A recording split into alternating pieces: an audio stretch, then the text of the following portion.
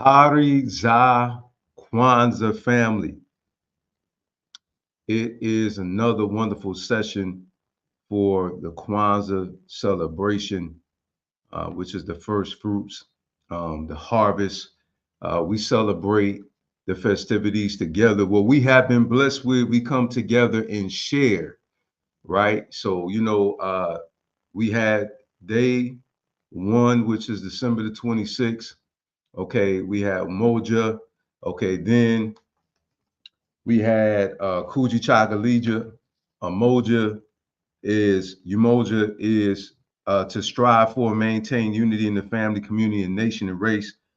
We did Kuji Chagalia on the second day of Kwanzaa, which is December the 27th, uh, to define ourselves, name ourselves, create for ourselves, and speak for ourselves, which is self-determination. Now we're on Ujamaa, okay? It's cooperative economics to build and maintain our own stores, shops, and other businesses and to profit from them together. Okay, a lot of these principles are very self-explanatory. Okay, but I definitely want to expound on the collective, excuse me, not the collective, but the cooperative economics to build and maintain our own stores, which it is the collective though. But the principle I was really shooting for was Ujamaa, which is to build and maintain our stores, okay, shops and other businesses, and to profit from them together. Okay, what I like to always say is that we cannot support businesses that don't exist. Okay, and what we have to start doing is actually instilling ownership in our children. Okay, um, a lot of us, I know we complain about other ethnic groups having businesses and in the community. Okay. But here's the thing. Here's the thing. Okay. They are raised different. Okay. Now there's an ethnic group that is one with us, and that is our African brothers and sisters. Okay. That come from Africa, that come to the United States of America. Okay. And they start doing well for themselves. Okay. Now I understand that we do get refused monies, and in order for us to be able to start businesses, we have to have the appropriate funding in order for us to do that. So, and also we got to have the resources to participate in cooperative economics, right? Okay. So I know we all are consumers. Everybody's a consumer. Even entrepreneurs are consumers. Okay. We don't shop with our own businesses all the time. Anybody who says that they're lying. Okay, because there's some things that your business don't provide. Okay. So with that being said, I know all of us are consumers. However, we have to get to the point where we are actually the entrepreneur. We have to get to the point where we're the ones who are selling, okay, the products and who are providing the service. Okay. So with that being said, we have to start raising our children with that mindset to have a sense of ownership. I personally don't feel like there's nothing wrong with you being a worker bee before you become a queen bee. Okay. We all have to start from somewhere. However, I feel like we will continue to be consumed if that's all we do is just continually take the posture of a consumer. Okay. Anybody that knows anything about wealth, you understand that one major strategy you use to create wealth is to own businesses. Okay. That's one of the main strategies that's out there. Okay. Also in investing, if you learn how to invest in like stocks, option trading, okay, trading, okay, whichever it is, day trading, night trading, whichever you choose to go to, that's another way for you to be able to create wealth as well. Okay, we're talking about cooperative economics here. So I believe in sharing this information with you because a lot of us don't have a wealthy mindset, and it's because we're not programmed to have it. Okay, a lot of times we complain about us not being very supportive, but one thing I recognize is that a lot of the people that are complaining in a community where none of our businesses exist.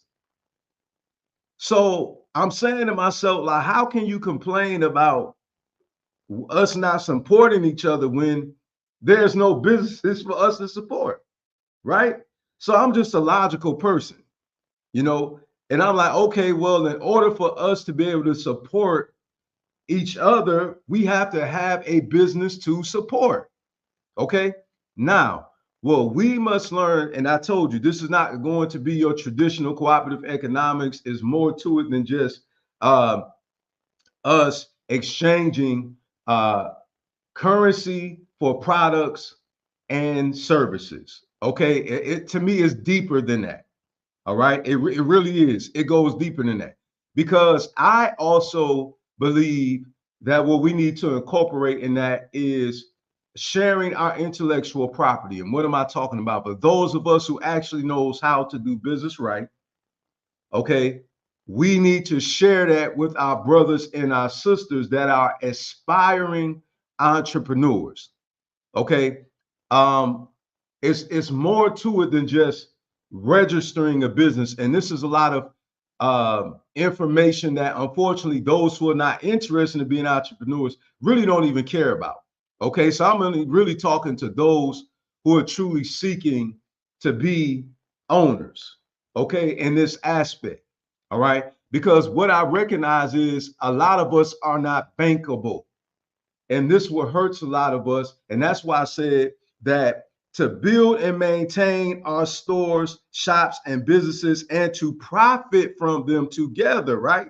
Okay, to build and maintain. So if we're going to build something, we need to build it right. And anybody knows anything about building a home, you have to first have what? A solid what? Foundation. So what we have to learn is how to do business right. Beloved, listen, we have to stop getting so offended when our people say, look, you need to provide better services. Unfortunately, a lot of us have an attitude. That is the truth. Okay. I don't know why we have such a hard time dealing with that. Okay. That is just now, let me not say that because I do know it's really pride.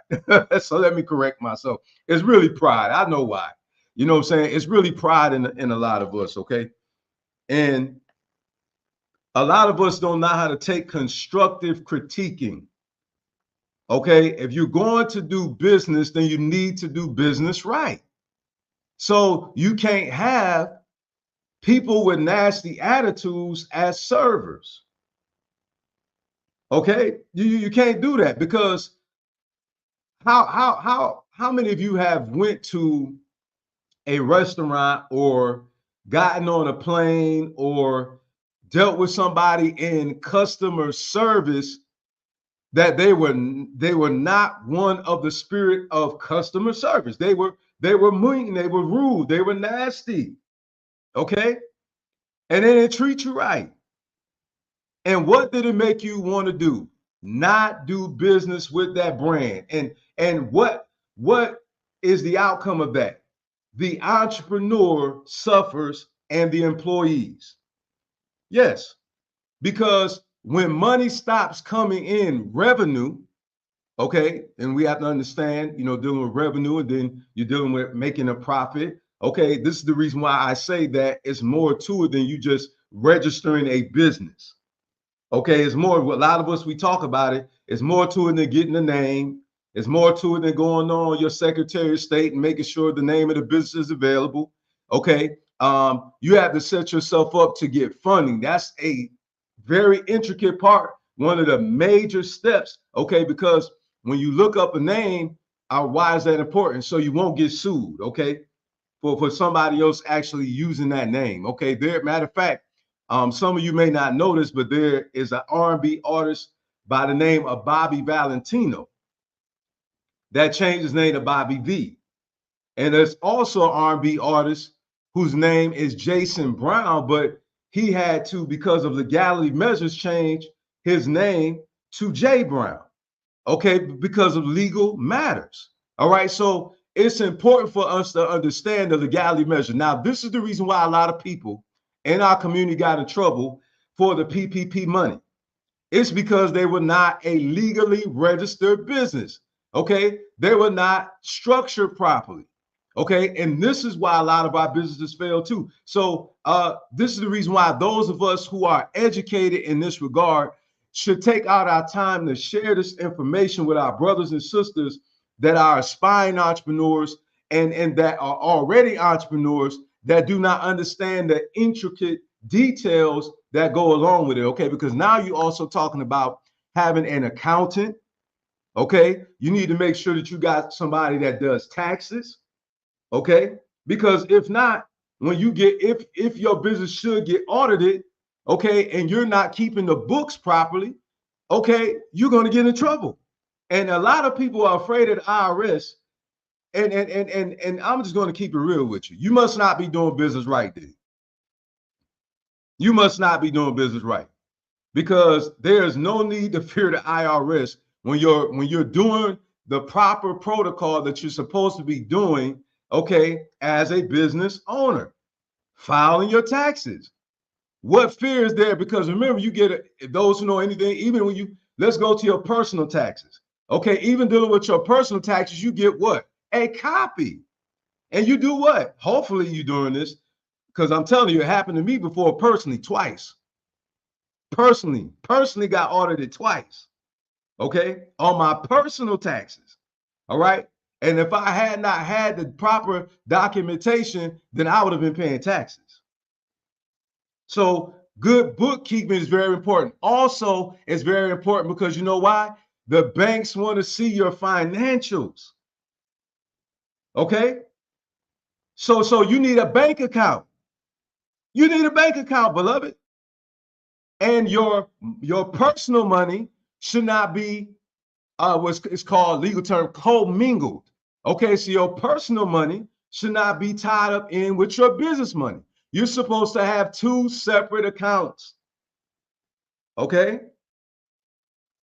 Now, when you go to the banks, they want to see your articles of organization.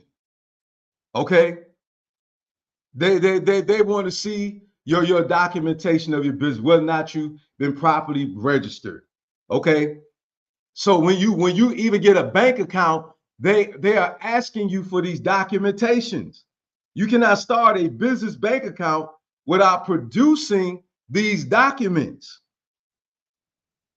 Okay, so this is important about cooperative economics because again, we just stopped there, but I'm not going to stop there today. I told you this is not going to be your traditional Ujamaa dialogue. Okay, my wife and I, we've been in business, okay, since 2017. We started our first business, which was a networking business. Okay, then in 2019, okay, we transitioned into being real estate investors. Okay. Also, we added to our entrepreneurial belt. We became involved in the e-commerce space. Okay. Additionally, we became life insurance advisors. Okay. So we've been in business. We've been doing business for a very long time legally, and we have actually got approved for the EIDL loans. Okay. We actually were qualified to get the PPP loan. We just never did it. Okay. And you have to present yourself to be bankable. Also, it's called retention. Now, I'm not going to spend all night long talking about this because, you know, I don't want to lose any of you because I know some of you don't have no desire to be entrepreneurs. So, but we have to invest time in our entrepreneurs. Okay. So entrepreneurs, you are entrepreneurs. Listen, you also need to make sure you have money in your bank account. Okay. Normally they're looking for like a hold of $10,000. Okay.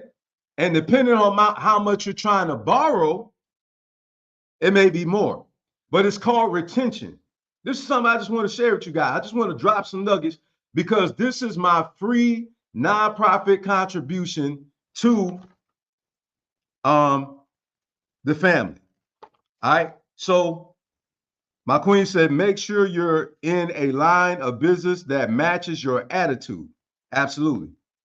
Queen says, or hire someone to take your place. Absolutely. Totally agree, beautiful. Thank you so much for contributing. All right. So now, it's called retention. Okay. It's called retention. What's up, my brother? My good brother, Jason Jones in the building. Hey, thank you so much for tuning in. My childhood homie that grew up with me in Rochester, New York, man. Eagles in the house, baby. We fly high. We fly high, bro. We fly high. All right, so check it out. So now you're talking about retention, okay, which means that they're looking at not only your revenue, meaning how much you have coming in, but they're also looking at how much you keep of that money. And I'm not going to spend all night long talking about appropriate business structure, but I had to touch on this because a lot of us don't know why we're getting denied. And we already know that racist folk are not going to tell you what you need to do to qualify. This is the reason why we're talking about Ujamaa-Cooperative, self-determination. Okay? Create for ourselves. All right? This is creating for ourselves. So those of us who are on the inside, we need to help our brothers and sisters who are on the outside get on the inside.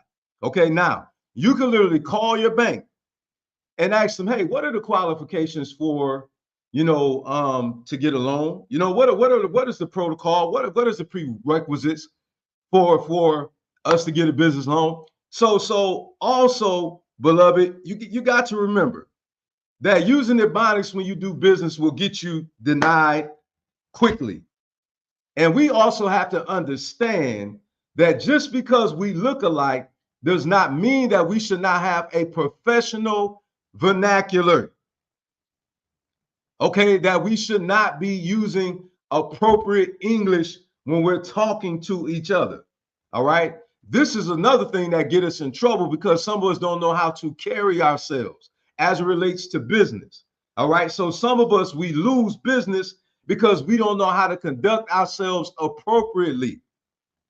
Okay. Ebonics is not the time and the place in a business setting. Okay. That's not the time and the place. All right. You need to be well dressed, even if it is a fellow African. I need some of you to understand that just because it's a black-owned bank, don't think that they're going to give you a loan all because you're black. You know, see, this is the reason why I'm saying this, and I have to teach this because, again, we've been in business since 2017. I'm telling you what I know. I mentor people, okay? I'm telling you what I know. Everybody don't understand these things, all right? Because some of us, we say, oh, you're not trying to help a brother and a sister out. Okay, we rent properties. Do you not know that when you go to rent a property that they look at your credit? Now, what we have to understand is that your credit is your credibility. Remember, we don't know you. I'm not just going to give you a property just based on the premise of you being a fellow African. It don't work like that. No black-owned bank is going to do that. You understand? Because it's a business. It's a business, which means that you have to work on your credit score, raise your credit score up. Okay, so therefore you can be qualified in order for you to be able to get into an apartment or purchase a home or vehicle or get a business loan. Some of us don't understand that when it comes to getting a business credit card, it's called a personal guarantor, meaning that they look at your personal credit. They do a soft pull on your personal credit in order for you to get a business line of credit. Remember, credibility. You got to understand it's a business. If they're loaning you money, remember they have bills to pay too. Understand they got expenses to pay as well. So they want to see, okay, are you going to pay me back? It's business and it's personal. Why? Because entrepreneurs, have business and personal expenses. So it's both. It's not just one. Because remember, this is how entrepreneurs, how we pay our bills. And some of us don't understand that. And then that's the reason why it is an insult, okay, and like a slap in our face when you're asking us for discounts, because some of you don't understand how business actually works. Okay. There is business expenses, meaning like you have personal bills. Entrepreneurs have business bills. That's what's called an expense. So when we're charging you a fee, you have to understand that that fee consists of business expenses and our personal expenses for a full-time entrepreneur or even a part-time entrepreneur, because that's how we make our living. So we need you. I'm saying we because my wife and I, we're serial entrepreneurs. Okay. So we need you, for those of you who are not entrepreneurs, to understand where we're coming from. Okay. How do we help each other? Remember, this is Ujamaa, right? Cooperative economics. Okay. To build and maintain our stores together, shops and other business, and to profit from them together. Now, how can we do that? It's when somebody pays for a product and service and there's enough revenue coming in. Now, guess what we can do? We can hire in our community now. This is the reason why you need to pay full price for the products and services. Okay? Some of you don't understand how this stuff works. And I'm not trying to insult you. Okay? I'm saying this because I can tell. Because if you did, some of us did, then we would never ask an entrepreneur to cut their prices like that. You understand? Because we understand this is how they pay their business expenses and their personal expenses. We have to eat too. You understand? We can't give everything away for free. And some of us get accused of not caring about the community because we don't give everything away for free. If we did that, then where is our money to pay for our personal and business expenses? Riddle me that, please. So how you can help us is by paying, and stop giving us a hard time about our prices. Okay. Now, some people prices may be astronomical. I understand, but that's their business. You know why? Because they know how much their business expenses are and they know how much their personal expenses are. Listen, you buy low, okay, and you sell high. Some of you don't understand this. If you sell a product for what you bought it for, then how can you make a profit? If you bought some for $100 and then you sold it for $100, where's your profit at? Do you understand? Do you know how the bank make money? The bank make money by interest. Okay, so do they just give you money and do they say, okay, well, we're going to loan you $1,000, zero interest for the life of the loan? If you know of a company like that, please inbox me. Please tell us where that bank is at. Well, I would love to connect with that bank. You know why? Because that's how they make their money, is by interest.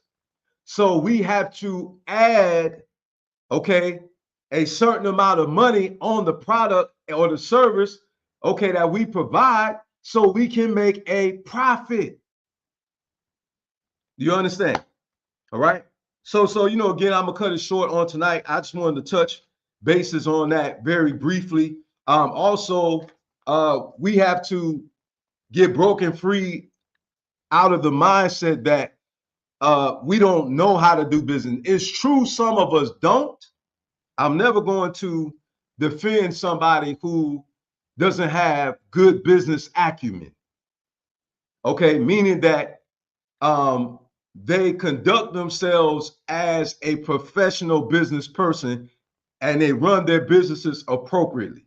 Okay, I'm not going to, fantasize about that, okay, and get up here and blow smoke. That's not the truth. I've dealt with our people. I know some of us don't know how to do business. That's just the bottom line. Period. Okay. And so backtracking, all right, dealing with this situation is that we have to support those who do.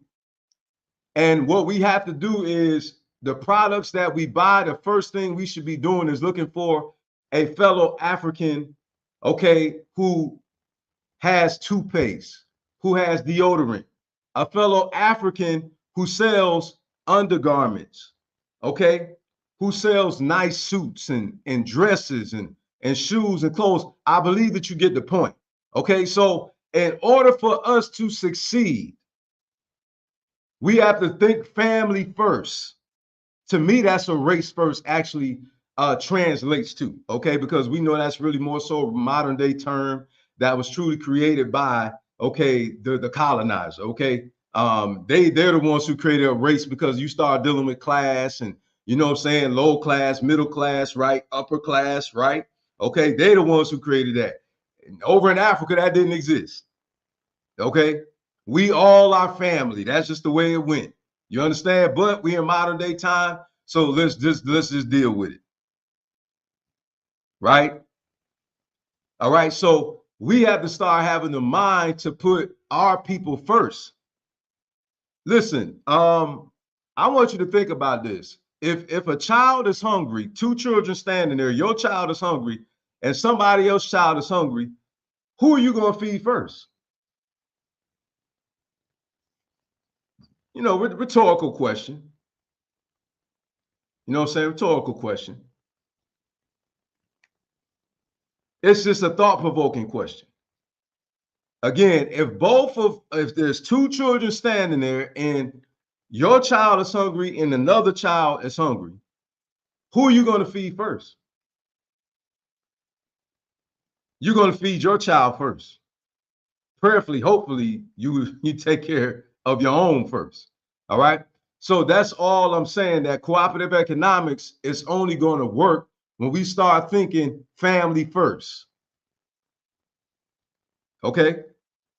And let the truth be told, it really hurt us after desegregation because I'm gonna just be honest with you, the colonizer had our mind and made us think that we didn't arrive until we were accepted by them. And then a lot of us abandoned our own restaurants just to go to theirs. We were so happy now that we were able to intermingle, okay, with the Europeans who colonized us, by the way, okay, but we were so happy to intermingle, and this is how you know we messed up in the head.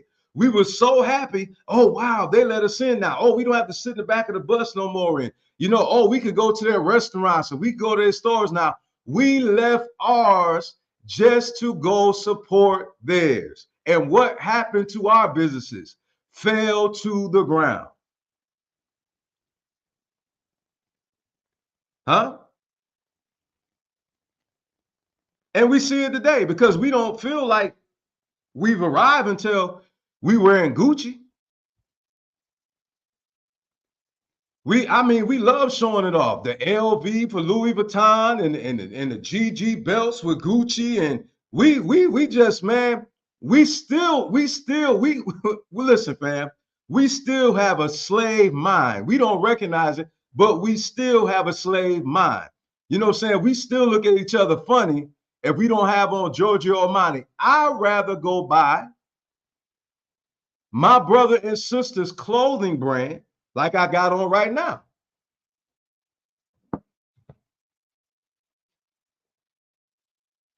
Okay. And everything is not African that I wear. You know what I'm saying? Some have sports clothes like um uh, it's one came out with Allen Iverson. Um, is Actively Black. It's called Actively Black by Allen Iverson. You know what I'm saying? Like he has out an athletic clothing line now. You see what I'm saying? So now we can start supporting our brother Allen Iverson, AI. You know what I'm saying? Actively Black, buying some of his product. I need to get some too myself personally, okay? I seen the stuff. I really do need to get some. You know what I mean? I can't lie. I do forget. But you know what I'm saying, I'm definitely going to, you know, shop with our brother.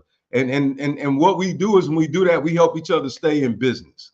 It's really just that simple. So when you shop with your brother and sister, understand, you know, you're doing more than just an exchange for currency and goods. You actually helping them to stay in business. You're helping them take care of themselves, their families, and their employees. So think about that. Remember, next time that you shop with an African-owned business, it's more than just an exchange for goods and services. You are helping them to stay in business. You're helping them to take care of themselves, take care of their families, and to take care of their employees and to stay in business. Okay, so that's it. That concludes the message for tonight for Cooperative Economics. Thank you all for tuning in. Okay, hopefully you shop with an African-owned business on today. If you haven't, okay, make it a habit, not just during Kwanzaa. Okay, don't be like some church folk. They go to church and then when they leave out, you can't tell that they saved. Okay, what am I saying?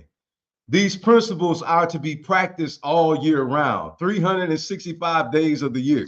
The Nguzo Saba, the 7 principles, should be a part of our daily lives. Okay, we should be living this. Okay, these principles are to be lived by. One thing about African spirituality, it is a lifestyle. It's not like religion. This is a lifestyle. Okay, you just do, you just be. You understand? You be love. You do love. You show love. You understand? And that's the way we got to function as a people. That's the only way, family, that we can survive. Okay, love you. Pray you enjoy the rest of your evening and may your weekend be the same. I'll see you all tomorrow. We're going to touch on Nia, purpose. To make our collective vocation the building and developing of our community in order to restore our people to their traditional greatness. Oh, I'm going to love that one. Restoring our people back to our traditional greatness. Oh, it's going to be good. This is the reason why I got my African name. When I found out I was Mende, I got my African name. I've been restored back to my traditional greatness. I got rid of the colonizer's last name. I got rid of the colonizer's ethnical name, okay, middle name and first name, and I took upon me my Mende name, being restored back to our traditional greatness, back to our spirituality, practicing our traditions like Kwanzaa. Peace, love, power to all of our people. Later, Instagram.